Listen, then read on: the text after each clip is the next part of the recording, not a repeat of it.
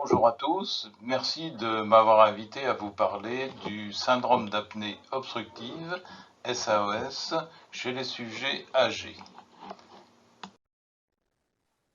Mon exposé va comporter 4 grands points. Je vous parlerai des particularités du syndrome d'apnée obstructive chez les sujets âgés, au niveau du diagnostic et au niveau de la thérapeutique.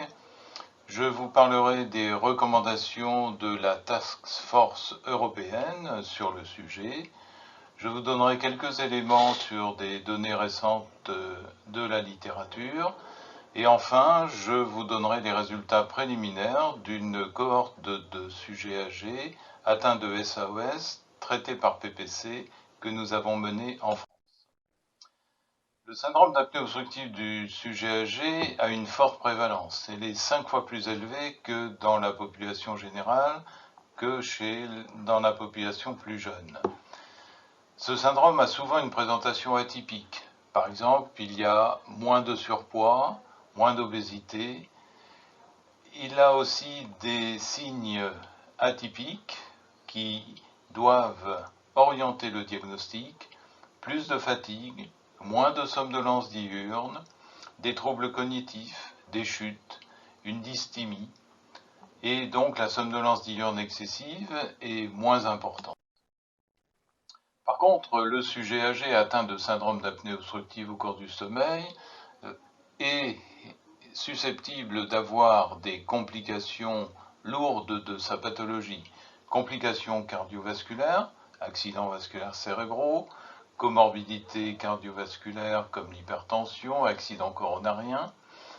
Ce syndrome va souvent altérer la qualité de vie de ces personnes, risque d'entraîner des chutes, des accidents et bien sûr, il représente un coût important au niveau des soins et de la prise en charge pour assurer une bonne santé.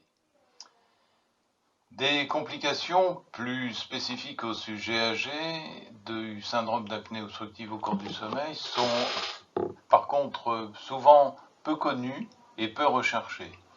Il faut rechercher une dysfonction cognitive.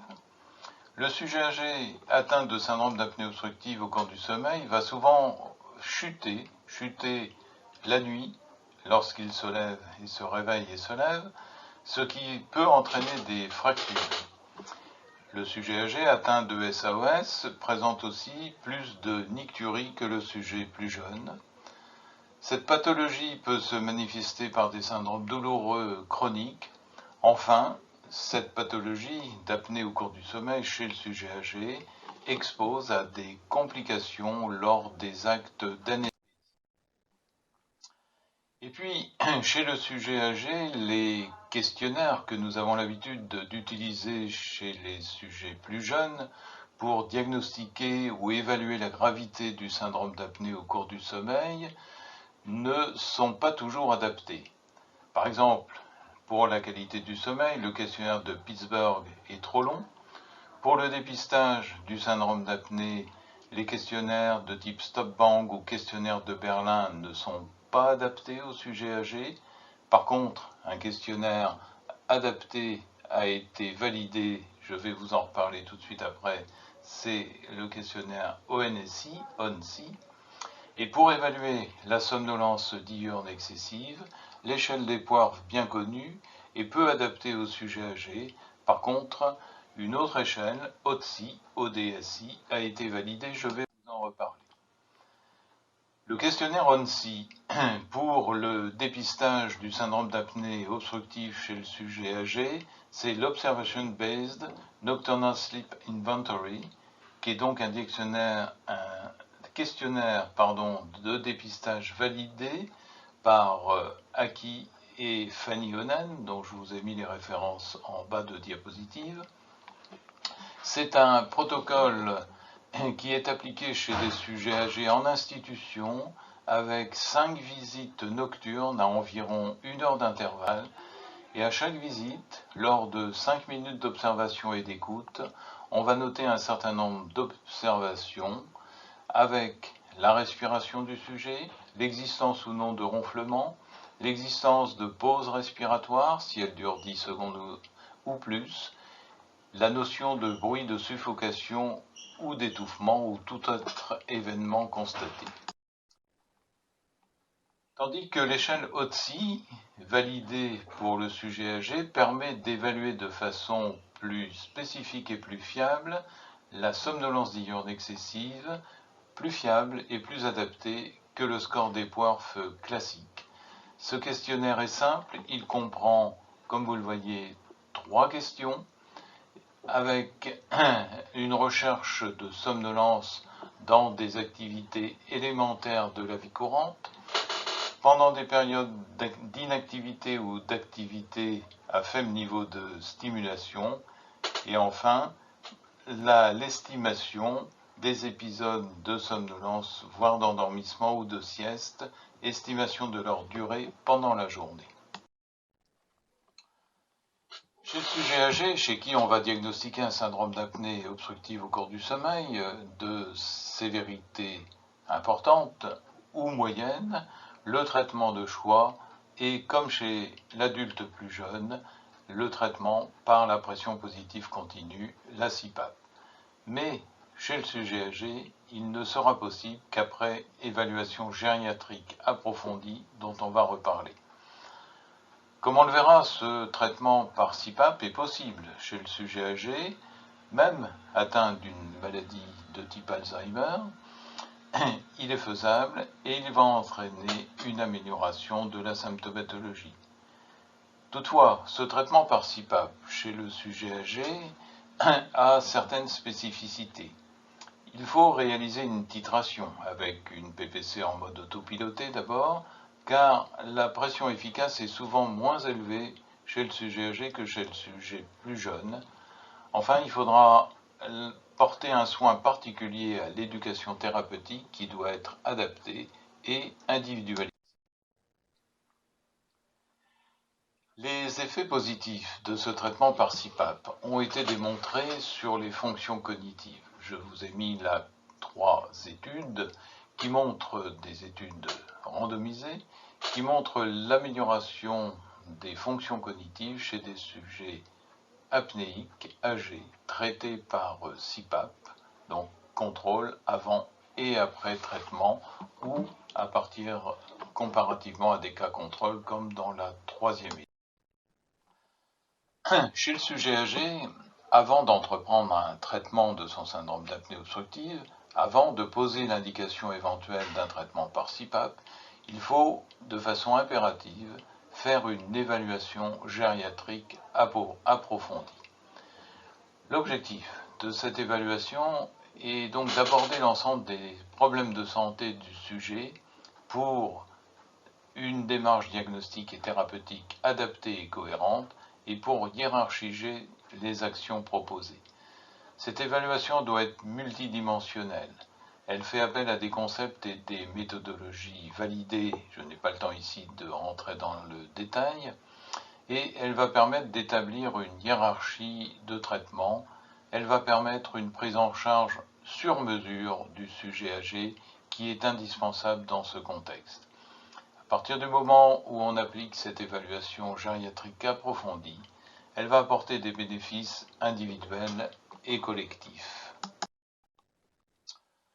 Je veux vous dire un mot maintenant du rapport de la Task Force européenne sur ce sujet du syndrome d'apnée obstructive chez les sujets âgés. Et je vous ai mis ici les références de l'article qui a été publié dans l'ERJ par Fanny Onen et collaborateurs.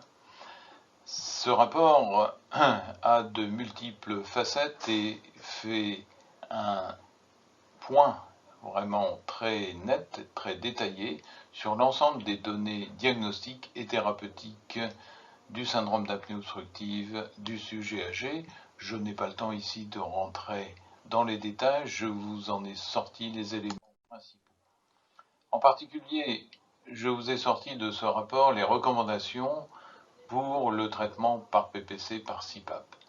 Il s'agit en l'occurrence d'un consensus d'experts qui dit que la PPC devrait être utilisée systématiquement donc pour le traitement du SAOS chez les personnes âgées et en particulier chez les personnes âgées fragiles et même celles qui ont présenté un AVC. Toutefois, bien sûr, en dehors des sujets qui présentent une insuffisance cardiaque majeure avec une fraction d'éjection inférieure à 45%. Bien que des essais contrôlés randomisés supplémentaires soient nécessaires, dit ce rapport, chez les patients atteints de maladies d'Alzheimer, de Parkinson, ainsi que d'autres sujets âgés fragiles, eh bien, il est montré que ces patients peuvent tolérer la PPC, du moins si elle est mise en place et indiquée après l'évaluation gériatrique approfondie dont nous avons parlé précédemment. J'ai résumé sur cette charte le propos du dépistage, diagnostic et traitement du SAOS chez les sujets âgés. La suspicion, comme chez les sujets plus jeunes, va être clinique. On a donc des sujets de plus de 70 ans qui présentent une somnolence diurne excessive, moins importante que les sujets jeunes, qui vont présenter parfois des troubles cognitifs, qui font plus de chutes, on l'a vu, que les sujets plus jeunes, et qui sont susceptibles d'avoir plus de comorbidités cardiovasculaires, antécédents d'accidents vasculaires cérébraux, antécédents d'hypertension artérielle, en particulier nocturne et réfractaire. Le dépistage, on l'a vu, va se faire grâce à des questionnaires spécifiques, comme le questionnaire ONSI dont on a parlé. Si ce dépistage est positif, oriente vers la suspicion d'un syndrome d'apnée obstructive chez un sujet âgé, avant toute chose, il convient de réaliser l'évaluation gériatrique approfondie, avec le patient, évidemment, avec sa famille et compte tenu de son environnement. Cette évaluation préalable est indispensable et elle permet de poser la question essentielle à son terme, qui est celle de la faisabilité du traitement éventuel par CPAP. Rien ne sert, en effet, de s'engager dans une démarche diagnostique lourde de type polygraphie et voire polysomnographie chez un sujet chez qui, manifestement, le traitement par CPAP ne sera pas possible. Donc si cette évaluation gériatrique approfondie amène une réponse positive en termes de faisabilité de traitement, ce n'est qu'à cette condition qu'on posera l'indication de la réalisation d'un enregistrement diagnostique, polygraphie ventilatoire ou polysomnographie, selon les cas. Dans les autres cas, on ne fera pas d'enregistrement, ça n'aboutirait à aucune mesure sur le plan pratique. Par contre, on prendra les précautions nécessaires, en particulier en se méfiant de certains médicaments, les hypnotiques, et en se méfiant des actes d'anesthésie. En conclusion de cette partie, on peut dire que la stratégie diagnostique et thérapeutique du SAS du sujet âgé doit tenir compte des particularités cliniques du syndrome chez le sujet âgé, de sa sévérité, qui n'est pas appréciable uniquement par l'index apnée-hypopnée, mais par la clinique, par l'existence notamment de comorbidités cardiovasculaires, par l'existence de troubles cognitifs, et que cela nécessite systématiquement une évaluation gériatrique approfondie.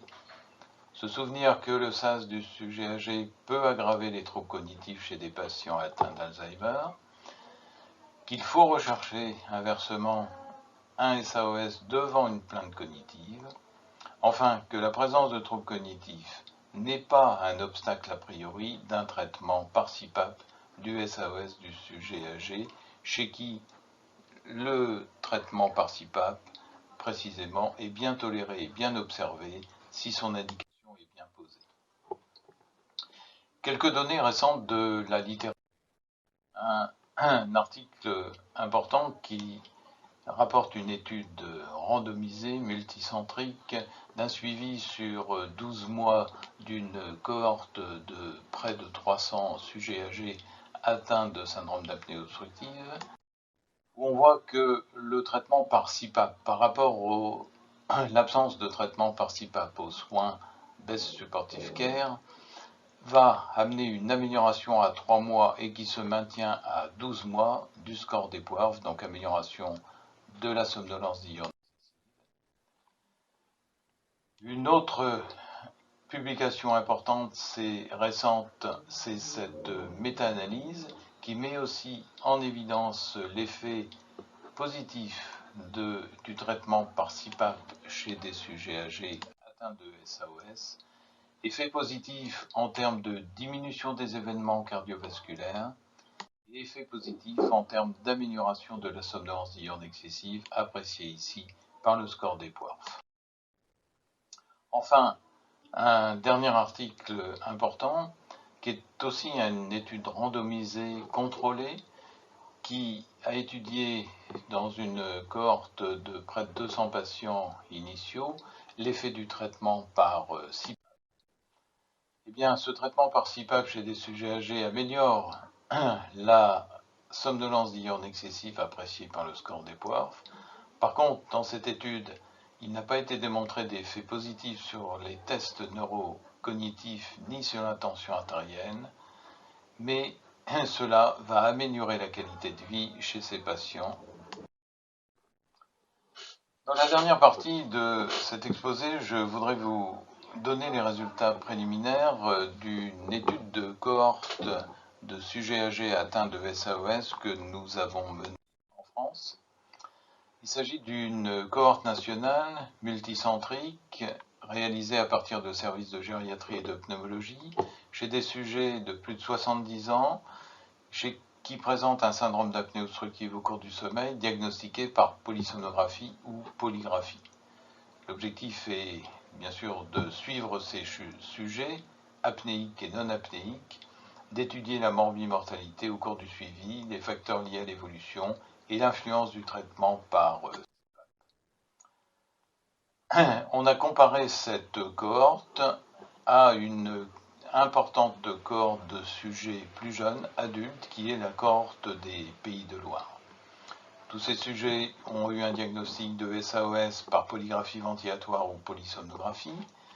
L'indication d'un traitement par CPAP a été proposée selon les critères de l'assurance maladie française et l'efficacité du traitement a été évaluée tous les 6 mois. Le protocole de cette étude a été publié dans la revue des maladies respiratoires en 2015. En voici la référence.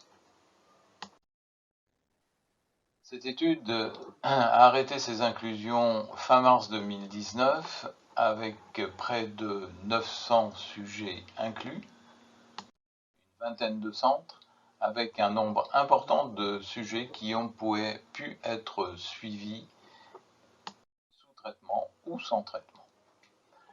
Au total, plus de 800 patients ont été explorés, 520 diagnostics de syndrome d'apnée obstructive au cours du sommeil ont été portés. Parmi ces 520 patients, 513 relevaient d'une indication théorique à la pression positive continue, mais après évaluation gériatrique, avis du patient et de leur famille, 385 ont été traités par PPC et 198 ont pu être suivis plus de 6 mois. Voici les caractéristiques de cette population de 805 patients. Il s'agit de sujets réellement âgés, d'une moyenne d'âge supérieure à 80 ans, plus d'hommes que de femmes, 2 tiers d'hommes, 1 tiers de femmes, et puis un certain nombre de critères sur lesquels je n'ai pas le temps d'approfondir ici, mais vous voyez que la somnolence diurne excessive appréciée par le score OTSI est nettement pathologique chez les sujets âgés appareillés par PPC, donc ceux qui avaient un syndrome d'apnée obstructive sévère, par rapport aux sujets moins sévères ou ne présentant pas de syndrome d'apnée, et que ce score OTSI est nettement plus significatif que le score d'Epworth classique, qui certes est plus élevé chez les sujets SAOS appareillés par rapport aux sujets non SAOS, mais ce score de OTSI, vous voyez, est plus significatif que l'Epworth. Si on compare, comme on l'a fait dans cette étude préliminaire, les sujets observants par rapport aux sujets non observants au traitement par PPC après 5 mois de traitement, on constatera essentiellement que les sujets non observants sont plus des sujets atteints de démence, c'est logique, que les sujets apnéiques observant de leur traitement par PPC. Concernant ces sujets âgés traités par PPC, après 5 mois de traitement, on voit une nette amélioration significative, limite mais significative quand même, de leur score de somnolence diurne excessive, le score OTSI, avec une significativité également du score d'Epworth, qui est amélioré chez les sujets traités par rapport à leur état initial avant traitement. Nous avons comparé également cette cohorte de sujets âgés à la cohorte d'adultes atteints de syndrome d'apnée obstructive, plus jeunes, de moins de 70 ans, la cohorte des pays de la Loire. On a bien sûr des sujets âgés dans notre cohorte sage. On a des sujets qui sont un peu moins en surpoids que les adultes plus jeunes. Et puis on a plus d'adultes âgés qui vivent seuls que les adultes jeunes. Tout cela. Quand on regarde les données polysomnographiques de ces deux populations, sujets âgés, sujets plus jeunes, on a une sévérité plus importante du syndrome d'apnée chez les sujets âgés, avec un index d'apnée-hypopnée moyen à 35 contre 24. On a un temps de sommeil total plus court chez les sujets âgés que chez les sujets jeunes, plus de sommeil lent léger, moins de sommeil profond, moins de sommeil paradoxal. On retrouve là les caractéristiques du sommeil chez les sujets âgés par rapport aux sujets plus jeunes. Ce qui est particulièrement intéressant, c'est de voir l'incidence considérable des comorbidités cardiovasculaires chez les sujets âgés atteints de syndrome d'apnée obstructive au cours du sommeil par rapport aux sujets plus jeunes. Vous voyez, presque 2 fois plus d'hypertension artérielle, 4 fois plus d'accidents et d'insuffisance coronarienne, 4 fois plus d'accidents vasculaires cérébraux, 8 fois plus de fibrillation auriculaire, 8 fois plus également pratiquement d'insuffisance cardiaque, 2 fois plus de diabète, alors qu'on a des index de masse corporelle qui sont peu différents. Donc une incidence particulièrement importante des comorbidités cardiovasculaires dans leur ensemble et du diabète chez les sujets âgés apnéiques par rapport aux sujets plus jeunes. Nous avons regardé quelle était l'observance du traitement par CPAP chez les sujets qui ont été traités et nous l'avons comparé à l'observance du traitement chez des sujets plus jeunes. Eh bien, chez les sujets de la cohorte sage, âgés, les observants de plus de 4 heures par nuit, vous voyez, sont plus de 90%. Cela est plus important que les sujets plus jeunes si on rapporte au temps de sommeil. Souvenez-vous que le temps de sommeil moyen est plus court chez les sujets âgés que chez les sujets plus jeunes.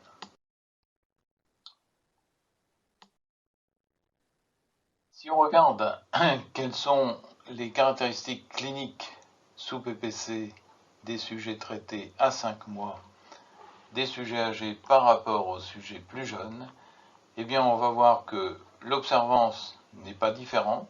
Donc les sujets âgés sont aussi bons observants de leur traitement par CPAP que les sujets jeunes, à condition qu'ils aient eu cette évaluation gériatrique préalable indispensable. Leur score d'Epworth n'est pas tellement différent.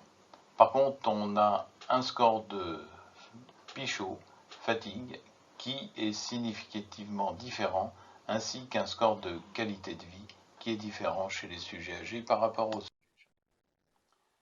Les conclusions tout à fait préliminaires, en attendant que les études statistiques plus détaillées soient terminées et qu'elles soient publiées dans les mois qui viennent, les conclusions préliminaires de cette étude sage nous permettent de dire que les sujets âgés apnéiques par rapport aux non-apnéiques présentent un score pathologique de somnolence diurne excessive s'il est apprécié avec le questionnaire validé spécifique au sujet âgé de type OTSI, mais pas avec les poires, qu'ils ont une altération cognitive, qu'ils ont plus de démence, plus de troubles de la marche et de chute, et qu'ils ont globalement une altération de leur qualité de vie. Ces sujets âgés apnéiques, s'ils sont traités par PPC, et si on les compare aux adultes jeunes traités pour PPC, on constate qu'ils ont plus de comorbidité cardiovasculaire et diabète, moins d'obésité, et qu'ils ont une durée d'observance qui est non seulement correcte, mais qu'elle est plus importante et plus longue, comparativement aux sujets jeunes, si on se rapporte au temps de sommeil total. La PPC apparaît donc efficace chez le sujet âgé en termes d'amélioration de la somnolence diurne excessive, et cette évaluation l'utilisation d'outils et de critères gériatriques spécifiques. Je vous remercie beaucoup de votre attention.